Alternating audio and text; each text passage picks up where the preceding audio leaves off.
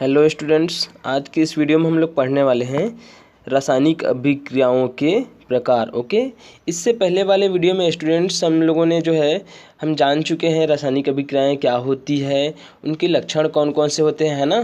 तो लक्षण में हमने देखा था कि जो रासायनिक अभिक्रिया, जब भी रासायनिक अभिक्रिया होती है तो क्या होता है उसमें या तो गैस का निकलना है, अवस्था में परिवर्तन है ना। इसके अलावा ऊष्मा का अवशोषण या फिर ऊष्मा का उत्सर्जन, ठीक है ना। इसके अलावा अवक्षेप का बनना, है ना, रंग में परिवर्तन, ये सब क्या है, रासायनिक अभिक्रियाओं के लक्षण हैं, ठीक है ना। तो वो हम पढ़ चुके थे और जान भी चुके थे, बहुत अच्छे से समझे थे, है ना। और आज हम लोग पढ़ने वाले हैं रासायनिक अभिक्रियाओं के प्रकार। ओके, तो चलिए हम लोग देखते हैं रासायनिक अभिक्रियाओं के कौन कौन से प्रकार होते हैं। तो जो पहला जो प्रकार होता है वो होता है स्टूडेंट्स संयोजन अभिक्रिया। क्या होता है? संयोजन अभिक्रिया। अब संयोजन नाम से स्पष्ट हो रहा है ना, संयोजन मतलब जुड़ना, है ना। तो जब भी क्या होता है ऐसे, है ना, जब भी क्या होता है दो रासायनिक पदार्थ आपस में जुड़ रहे क्या करते हैं, एक नया पदार्थ बनाते हैं, तब तो इस प्रकार की जो रासायनिक अभिक्रियाएं होती है उन्हें हम क्या बोलते हैं स्टूडेंट्स? संयोजन अभिक्रिया, ठीक है ना। क्या बोलते हैं? संयोजन अभिक्रिया। मतलब कहने का मतलब ये है कि दो पदार्थ क्या होते हैं, आपस में जुड़ते हैं और जुड़ करके क्या करते हैं, एक नए पदार्थ का निर्माण करते हैं, है ना। तो इसी को हम बोलते हैं संयोजन अभिक्रियाएं, ठीक है, संयोजन अभिक्रिया बोलते हैं। ओके, अब उदाहरण के रूप में हम यहाँ पर समझते हैं, जैसे कि देखिए मैग्नीशियम, है ना, यहाँ पर क्रियाकलाप दिया हुआ है 7। तो मैग्नीशियम जो है एक पदार्थ है, ठीक है। तो जो मैग्नीशियम जो पदार्थ है, ठीक है ना, तो मैग्नीशियम का हम क्या कर लेते हैं, टुकड़ा ले लेते हैं और एक चिमटी ले लेते हैं, जिसकी सहायता से हम क्या करते हैं, उसको पकड़ते हैं मैग्नीशियम को, और गर्म करने का साधन लेते हैं और इसको गर्म करते हैं। तो जैसे ही हम क्या करते हैं स्टूडेंट्स, जैसे ही हम गर्म करते हैं मैग्नीशियम को, तो मैग्नीशियम क्या होने लगता है, वो जलने लगता है। और जलने के पश्चात क्या होता है, एक नया पदार्थ हमको दिखाई देता है जलने के पश्चात, सफ़ेद रंग का, ठीक है ना, जो क्या होता है मैग्नीशियम ऑक्साइड, ठीक है। क्योंकि मैग्नीशियम क्या करता है, मैग्नीशियम ऑक्सीजन से क्या कर लेता है, क्रिया कर लेता है, और क्रिया करने के बाद मैग्नीशियम ऑक्साइड क्या करता है, बनाता है। और ये जो मैग्नीशियम ऑक्साइड पहले मैग्नीशियम था, है ना, जैसे ही गर्म करते हैं तो वो वातावरण से क्या करता है, ऑक्सीजन को ऑक्सीजन के साथ संयोग कर लेता है, ऑक्सीजन ले लेता है और उसके बाद संयोग करके क्या बनाता है, मैग्नीशियम ऑक्साइड बनाता है। समझ में आ रहा है? तो यहाँ पर नया पदार्थ बन रहा है, कौन सा, मैग्नीशियम ऑक्साइड। और ये जो मैग्नीशियम वो किससे संयोजन कर रहा है, किससे जुड़ रहा है, ऑक्सीजन से। इसी कारण से मैग्नीशियम क्या करता है, जैसे ही ऑक्सीजन से क्रिया करता है बनता है मैग्नीशियम ऑक्साइड, और जो हमको किस रूप में दिखाई देता है, सफ़ेद रंग के रूप में, एक नए पदार्थ के रूप में हमको दिखाई देते हैं। ओके, तो इसी कारण से ये जो अभिक्रिया, इसको हम बोलते हैं संयोजन अभिक्रिया, क्योंकि इसमें क्या होते हैं, दो पदार्थ, है ना, दो पदार्थ आपस में क्या होते हैं, जुड़ करके एक नए पदार्थ का क्या करते हैं, निर्माण करते हैं, मतलब जुड़ते हैं। ओके, इसी प्रकार से हम और उदाहरण देख लेते हैं, है ना।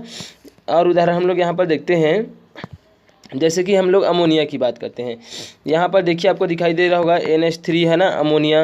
और अमोनिया का जैसे ही हम HCl, है ना, हाइड्रोक्लोरिक अम्ल से क्या कराते हैं, क्रिया कराते हैं, तो ये आपस में क्या हो जाते हैं, जुड़ जाते हैं।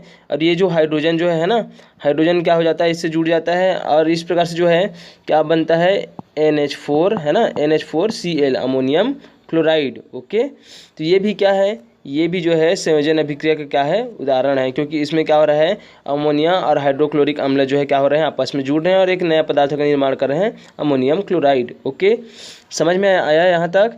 तो ये भी क्या है, ये भी संयोजन अभिक्रिया का उदाहरण है। इसी प्रकार से हम और उदाहरण देख सकते हैं, जैसे कि सल्फर है ना। तो सल्फर को क्या करते हैं, जैसे ही हम सल्फर को जो सल्फर है ना, उनका हम क्या करते हैं, जैसे ही हम जो सल्फ़र है उनको जलाते हैं, तो क्या होता है, वो ऑक्सीजन से क्रिया करता है, और ऑक्सीजन से क्रिया करने के पश्चात क्या कर लेता है, वो एक नए पदार्थ का निर्माण करता है ना, सल्फर डाइऑक्साइड गैस का क्या करता है, निर्माण करता है। ओके, समझ में आ रहा है? एक है ना, यहाँ पर एक नया उत्पाद बन रहा है। देखिए सल्फर क्या किया, सल्फर जैसे ही ऑक्सीजन से क्या करता है, क्रिया करता है, और जैसे ही सल्फर ऑक्सीजन से क्रिया करता है तो यहाँ पर बन जाता है, क्या बन जाता है, सल्फर डाइऑक्साइड। ओके, और सल्फर डाइऑक्साइड भी क्या है, एक गैस है। अब यहाँ पर दो पदार्थ क्या हो रहे हैं, आपस में जुड़ रहे हैं, और एक नया पदार्थ क्या कर रहे हैं यहाँ पर, है ना, मतलब यहाँ पर नया उत्पाद बन रहा है ना, जुड़ करके दो अभिकारक क्या कर रहे हैं, आपस में जुड़ रहे हैं और एक नया उत्पाद बना रहे हैं, सल्फर डाइऑक्साइड। कुल मिलाकर यहाँ पर क्या हो रहा है, सल्फर ऑक्सीजन से क्या हो रहा है, संयोजन हो रहा है, जुड़ रहा है ना। तो इस कारण से ये भी क्या है, ये भी संयोजन अभिक्रिया का उदाहरण है। ओके, तो संयोजन अभिक्रिया आप लोग समझ गए होंगे कि जिसमें क्या होता है, संयोजन अभिक्रिया में जो है दो या दो से अधिक पदार्थ भी हो सकते हैं ना। दो पदार्थ क्या होते हैं, आपस में जुड़ते हैं और एक नया पदार्थ क्या करते हैं, निर्माण करते हैं। तो इस प्रकार की जो अभिक्रियाएं होती है उसे हम बोलते हैं संयोजन अभिक्रियाएं। ओके, समझ में आया। तो ये था आपका क्या, संयोजन अभिक्रिया। तो रासायनिक अभिक्रियाओं के प्रकार में पहला प्रकार था संयोजन अभिक्रिया, है ना। ये और उदाहरण है, आप देख सकते हैं, ठीक है। अब हम जो है दूसरे, है ना, रासायनिक अभिक्रियाओं के दूसरे प्रकार की ओर चलते हैं। तो यहाँ पर देखिए अपघटन, दूसरा क्या होता है, अपघटन या वियोजन अभिक्रिया। ओके, तो यहाँ पर अपघटन कहने का मतलब क्या है, जैसे संयोजन कहने का मतलब था जुड़ना, ठीक है ना। तो यहाँ पर अपघटन कहने का मतलब क्या है, टूटना। अपघटन या फिर वियोजन, दोनों का मतलब क्या होता है, टूटना। तो वहाँ पर जैसे जुड़ रहा था संयोजन अभिक्रिया में, वैसे यहाँ पर क्या होगा, टूटेगा, है ना। जो क्या होगा, कोई भी एक पदार्थ होगा वो टूट कर क्या होंगे, दो या दो से अधिक क्या करेंगे, उत्पाद देंगे, ठीक है ना। समझ में आ रहा है। उत्पाद हमको क्या होगा, प्राप्त होगा। एक जो अभिकारक जो होगा उससे हमको जो है अलग अलग पदार्थ क्या होंगे, प्राप्त होंगे, ठीक है। तो चलिए हम लोग समझते हैं यहाँ पर, ठीक है। तो यहाँ पर जो है क्या होगा, एक अभिकारक जो है टूट करके क्या होगा, दो या दो से उत्पाद हमको क्या करेंगे, देंगे, ठीक है ना। टूटेंगे मतलब अभिकारक जो है, ठीक है। उदाहरण के रूप में देखिए, जैसे कि पानी है ना। पानी को जैसे ही हम क्या करते हैं, पानी का हम विद्युत अपघटन करते हैं, ठीक है ना। तो पानी क्या होने लगता है, वो जो है टूटने लगता है। तो पानी किससे मिल करके बना होता है, हाइड्रोजन और ऑक्सीजन से, ठीक है ना। तो जैसे ही पानी टूटता है, विद्युत अपघटन कराते हैं तो वो टूटता है ना। वो जो है टूटता है किसमें टूटता है, हाइड्रोजन के रूप में टूटता है और ऑक्सीजन गैस के रूप में टूटता है, ठीक है। समझ में आ रहा है। ओके, तो यहाँ पर देखिए क्या हो रहा है, यहाँ पर पानी जो है टूट करके जो है हाइड्रोजन में और ऑक्सीजन में टूट रहा है। मतलब ये क्या है, ये अभिकारक है। और अभिकारक टूट करके किसमें परिवर्तन हो रहा है, ये जो है हाइड्रोजन और ऑक्सीजन के रूप में क्या हो रहा है, हाइड्रोजन गैस और ऑक्सीजन गैस के रूप में टूट रहा है। मतलब एक अभिकारक जो है टूट करके जो है दो या दो से अधिक क्या कर रहे हैं, उत्पाद यहाँ पर दे रहे हैं, है ना। समझ में आ रहा है। तो इस प्रकार से जो अभिक्रियाएं होती है उनको हम बोलते हैं वियोजन या अपघटन अभिक्रियाएं, ठीक है। जिसमें एक अभिकारक टूटते हैं और दो या दो से अधिक उत्पाद देते हैं, ठीक है। ओके, समझ में आया। उसके बाद जो है हम आगे और देख लेते हैं, है ना, कुछ उदाहरण देख लेते हैं। जैसे कि कैल्शियम कार्बोनेट है, क्या है, कैल्शियम कार्बोनेट मतलब चूना पत्थर, ठीक है ना। कैल्शियम कार्बोनेट को जैसे ही हम क्या करते हैं, जैसे ही अपघटन कराते हैं किसका, कैल्शियम कार्बोनेट का, ये भी क्या होता है, कैल्शियम ऑक्साइड में और कार्बन डाइऑक्साइड गैस के रूप में क्या हो जाता है, टूट जाता है, ठीक है ना। तो ये कैल्शियम कार्बोनेट का टूटना भी क्या है, ये भी जो है अपघटन अभिक्रिया का क्या है, उदाहरण है ना, अपघटन या फिर वियोजन अभिक्रिया का। ओके, समझ में आया। उसके बाद जो है तीसरा, है ना, तीसरा जो रासायनिक अभिक्रियाओं के प्रकार है ना, उसकी बात करते हैं। तो विस्थापन अभिक्रिया। अभी तक हम दो अभिक्रियाओं के दो प्रकार देख चुके हैं, जिसमें एक था संयोजन और दूसरा जो था वियोजन था या अपघटन, ठीक है ना। अब तीसरा हम देख रहे हैं विस्थापन अभिक्रिया। क्या देख रहे हैं यहाँ पर, विस्थापन अभिक्रिया। अब सबसे पहले तो विस्थापन का मतलब समझ लीजिए। विस्थापन का मतलब होता है कि मान लीजिए जैसे क्या हो रहा है, यहाँ पर कोई दो गांव हैं, ठीक है ना। ये एक गांव है और ये दूसरा गांव है, ठीक है। अब हुआ क्या, यहाँ पर के जो लोग थे, सरकार क्या किए, सरकार जो है मान के चलते हैं, सरकार जो है यहाँ पर क्या होने वाला है, यहाँ पर जो है सरकार यहाँ पर जो लोग हैं ये ए गांव हैं और ये बी गांव हैं।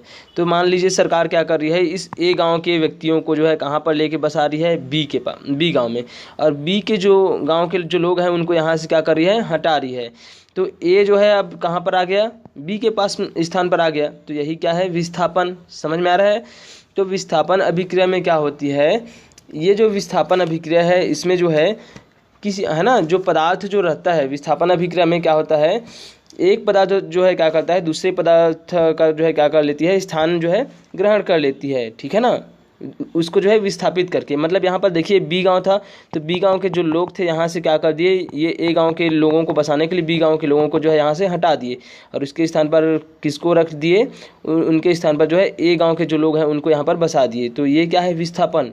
ठीक इसी प्रकार से क्या होगा, जो रासायनिक अभिक्रिया जब रासायनिक अभिक्रिया होती है तो होता क्या है, जो अभिकारक है ना, जब दो या दो से अभिकारक जो होते हैं तो उनके तत्व, है ना, उनके तत्व या पदार्थ क्या करते हैं, दूसरे पदार्थ जो होते हैं उनके तत्वों को क्या कर देते हैं, उनके तत्वों को जो है विस्थापित कर देते हैं और उनका स्थान क्या कर लेते हैं, खुद ग्रहण कर लेते हैं।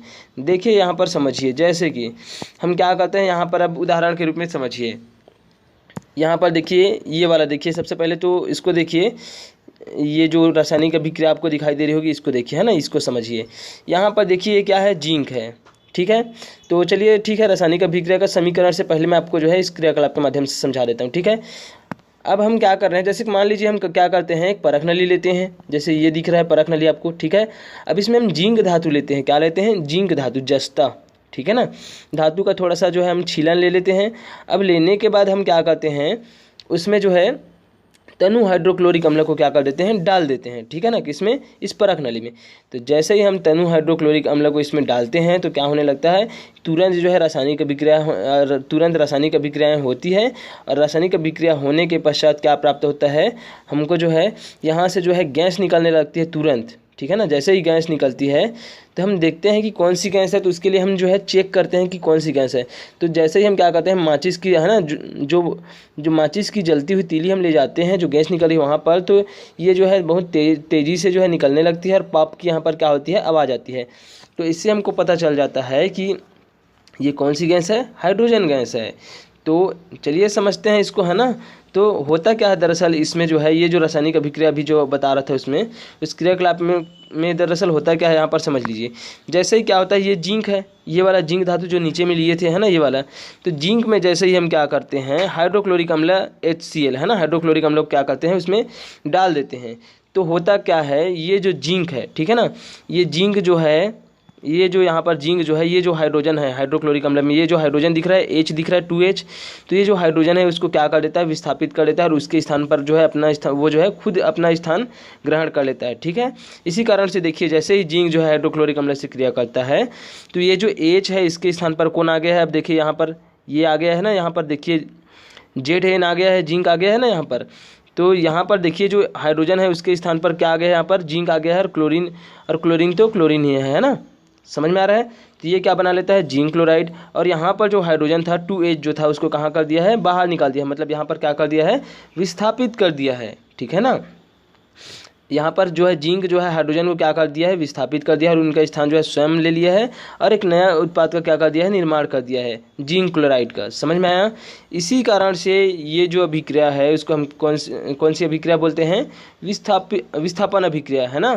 क्योंकि इसमें क्या होता है, एक जो अभिकारक का एक तत्व जो रहता है क्या करता है, जो दूसरा जो अभिकारक रहता है उनमें जो तत्व रहता है ना, जो पदार्थ रहता है, उनको क्या कर देता है, ये जो है विस्थापित कर देता है और उनका स्थान जो है स्वयं ले लेता है। इसी कारण से यहाँ पर जिंक जो हाइड्रोजन को विस्थापित करके क्या बना लिया, जिंक क्लोराइड एक नया उत्पाद बना दिया और हाइड्रोजन को क्या कर दिया, उसको विस्थापित कर दिया, बाहर निकाल दिया गैस के रूप में। समझ में आ रहा है ये वाला। तो इस प्रकार से क्या हुआ, इस प्रकार से हमने जाना कि विस्थापन अभिक्रिया में क्या होता है, जो अभिकारक जो होते हैं उनमें जो तत्व होते हैं वो दूसरे अभिकारक के तत्वों को क्या कर देते हैं, विस्थापित कर देते हैं और उनका स्थान जो है स्वयं ले लेते हैं। ओके, समझ में आया। तो ये तीसरा प्रकार था किसका, विस्थापन अभिक्रिया का। उसके बाद जो है हम चौथा देखते हैं, समझ में आ गया होगा आपको विस्थापन अभिक्रिया। उसके बाद हम देखेंगे चौथा जो है अवक्षेपण अभिक्रिया। क्या देखेंगे, अवक्षेपण अभिक्रिया। तो अवक्षेपण कहने का मतलब क्या है, अवक्षेप हम लोग अभी पढ़े हैं, है ना। तो ऐसी रासायनिक अभिक्रियाएं हैं जिसमें क्या होती है, अवक्षेप बनती है ना, अवक्षेप बनती है, तो उसको हम क्या बोलते हैं, अवक्षेपण अभिक्रियाएं, ठीक है। अब अवक्षेप क्या होता है, जैसे कि यहाँ पर देखिए, है ना, जैसे कि हम क्या करते हैं, जो खाने का जो सोडा रहता है ना, खाने का सोडा जिसको आप दाल में डालते हैं, दुकान में मम्मी लोग मंगाते हैं, ठीक है ना। तो जो सोडा जो रहता है उसको हम क्या करते हैं, अगर हम उसको जो है जैसे ही अपघटन करते हैं ना, तो सोडा का जो रासायनिक सूत्र क्या होता है, sodium bicarbonate. Okay, sodium bicarbonate होता है।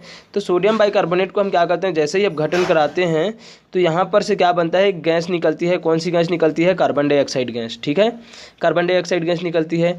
अब ये जो कार्बन डाइऑक्साइड गैस है उसको हम क्या कर देते हैं, जो चूने का पानी होता है, क्या होता है, चूने का पानी, कैल्शियम हाइड्रोक्साइड, ये चूने का पानी है। मतलब हम जो पुताई करने के लिए दीवारों को पुताई करने के लिए जो चूना बना रहते हैं ना, पानी उसका बना रहते हैं, उसी का ये रासायनिक सूत्र है कैल्शियम हाइड्रोक्साइड, ठीक है ना। तो इसमें हम जैसे ही क्या करते हैं, वो जो कार्बन डाइऑक्साइड गैस है उसको क्या करते हैं, चूने के पानी में हम क्या कर देते हैं, उसको जो है प्रवाहित करते हैं। तो जैसे ही प्रवाहित करते हैं तो क्या होता है, इसमें जो है अवक्षेप बनना शुरू हो जाता है, ठीक है। अवक्षेप बनना शुरू हो जाता है, और किसका अवक्षेप बनता है, चूना का, है ना। चूना का रासायनिक सूत्र क्या होता है, कैल्शियम कार्बोनेट, ठीक है ना। तो चूने का जो है क्या बन जाता है, अवक्षेप बन जाता है, जो ठोस अवस्था के रूप में क्या होता है, हमको प्राप्त होता है। समझ में आ रहा है ना। मतलब यहाँ पर क्या हो रहा है कि जैसे ही हम क्या करते हैं, कार्बन डाइऑक्साइड को जो है चूने के पानी में क्या करते हैं, प्रवाहित कर देते हैं कार्बन डाइऑक्साइड गैस को, तो क्या बनता है, अवक्षेप बनता है, जो ठोस रूप में हमको प्राप्त होता है। और वो कौन सा अवशेष है, कौन सा अवक्षेप है, कैल्शियम कार्बोनेट, जो एक चूना है ना, जो ठोस अवस्था में हमको क्या होता है, प्राप्त होता है। तो इस प्रकार की जो रासायनिक अभिक्रियाएं होती है उनको हम बोलते हैं अवक्षेपण अभिक्रिया। क्या बोलते हैं, है ना, अवक्षेपण अभिक्रिया। तो इस प्रकार की जो अभिक्रियाएं होती हैं उनको कौन सा अभिक्रिया बोलते हैं, अवक्षेपण अभिक्रिया। देखिए यहाँ पर कैल्शियम हाइड्रोक्साइड है ना। कैल्शियम हाइड्रोक्साइड क्या करते हैं, जैसे ही कार्बन डाइऑक्साइड से क्रिया करते हैं तो बन जाता है कैल्शियम कार्बोनेट, ओके। और क्या बनता है, पानी, है ना। समझ में आ रहा है। तो इस प्रकार की जो अभिक्रियाएं होती हैं उनको हम क्या बोलते हैं, अवक्षेपण अभिक्रिया। तो अभी तक जो है हम 4 प्रकार की अभिक्रियाओं के बारे में जान गए, ठीक है। पहला जो था संयोजन अभिक्रिया, जिसमें जुड़ रहे थे। दूसरा जो था वो था अपघटन या वियोजन अभिक्रिया, जिसमें क्या हो रहे थे, टूट रहे थे अभिकारक जो है ना। और तीसरा हम लोग देखें विस्थापन वाला, जिसमें विस्थापित हो रहा था। और चौथा हम लोग कौन सा देख लिए, अवक्षेपण अभिक्रिया, ओके। तो मैं आशा करता हूँ यहाँ तक आपको जो है ये जो अभिक्रियाओं का प्रकार है समझ में आया होगा। अभी भी जो है अभी और अभिक्रिया है ना, अभी अभिक्रियाओं के अभी और प्रकार जो है और प्रकार बचा हुआ है, जिसमें से 5वां होगा उदासीनीकरण अभिक्रिया, और 6वां कौन सा होगा, ऑक्सीकरण अपचयन अभिक्रिया। तो उसको जो है हम नेक्स्ट क्लास में पढ़ेंगे। और आज के लिए बस इतना ही, है ना। और अच्छे से पढ़िएगा, अगर समझ में नहीं आएगा तो बार बार वीडियो को देखिएगा। और अगर आप पिछला वीडियो नहीं देखे हैं तो उसको भी देख लीजिएगा, ठीक है, ओके। और यदि आप जो है मेरे जो इस यूट्यूब चैनल को अगर सब्सक्राइब नहीं किए होंगे तो सब्सक्राइब कर लेना, है ना।